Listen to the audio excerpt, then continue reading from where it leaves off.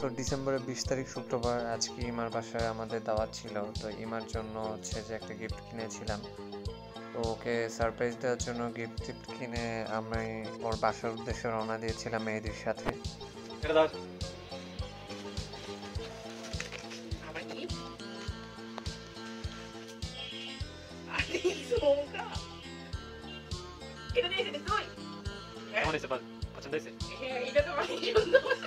তো ঝুমকো দুল পেয়ে একদম বাচ্চাদের মতো গদগদ হয়ে গিয়েছিল। আবার কর।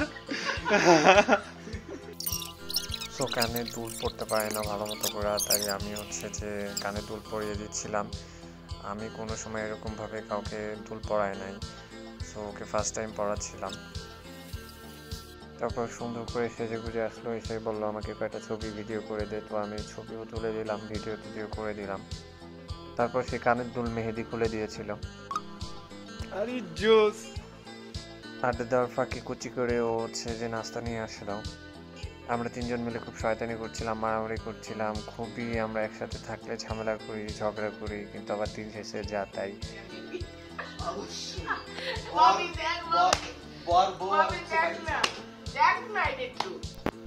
ফাইনালি ব্যাপারটা হচ্ছে যে আমরা তিনজন আর এরকম কবে হইতে পারবো আমরা জানি না। কারণ হচ্ছে যে মেহেদি চলে যাবে হচ্ছে সৌদি আরবিয়া, আর এদিকে ইমান হইতে পারে বিয়ে হয়ে যেতে পারে, তোমার 2-3টা ব্যবসা হয়ে যেতে পারে। বিয়ের পর 5 বছর পর কিরকম হবে আমি জানি না, কিন্তু 5 বছর পর এই ভিডিওটা আমি 5 বছর পর্যন্ত রেখে দেবো, বা আমরা এরকম 5 বছর পর এই স্মৃতিটা হচ্ছে যে আমরা মনে করবো আমার বন্ধু মেহেদি চলে যাচ্ছে, মেহেদি বন্ধু তোরা কারণ তো একটু পোজ দিয়েছিস। পরে বিয়াদ্দব বেডি আর একটা হচ্ছে কানে ঝুমকো দুল পরবে, আমি মোটেই পরাই দিইনি। আমি বললাম যে না, আমি ভাই ঝামেলা নিতে পারবো না। পরে মেহেদি ওকে হচ্ছে কানে নতুন আর একটা ঝুমকো দুল পরাই দিচ্ছিল।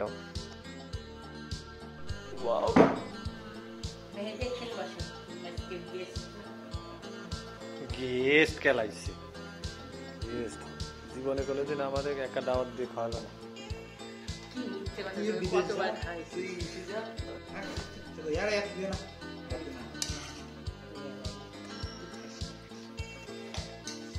তো খাওয়া দাওয়া শেষ করে আমি, ইমার আম্মু, ইমা, মেহেদি সবাই মিলে একসাথে আড্ডা দিচ্ছিলাম।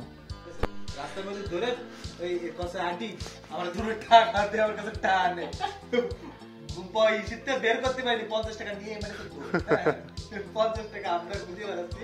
আর সে 50 টাকা নিয়েছে, নিয়ে হোটেলে লিখেছে খাবে বলে। খাইলো হচ্ছে কত 100 টাকা বিল, 50 টাকা দিয়েছে এটাই গেছে। এবার আমরা টাকা দিইনি, আর দোকানদার কাছে ভাই ওরে কি ফাইন দিয়ে দেবো কোন এ জায়গা কাছে ভাই আমি কি আছে খালা বাসন বাইরে দিলে হয় না কই ও খালা বাসন বদল আরে এই মনে এরকম কোয়ালিটি স্কিন আমি তো আমি ওর বাসায় গিয়েছিলাম 4টার পরে, আর ওর বাসার থেকে আমি বের হয়েছি রাত 9টার পরে। আমরা একসাথে থাকলে অনেক আড্ডা হয়, অনেক ছবি তোলা হয়, আর এরকম একটা দিন সত্যি মনে থাকবে।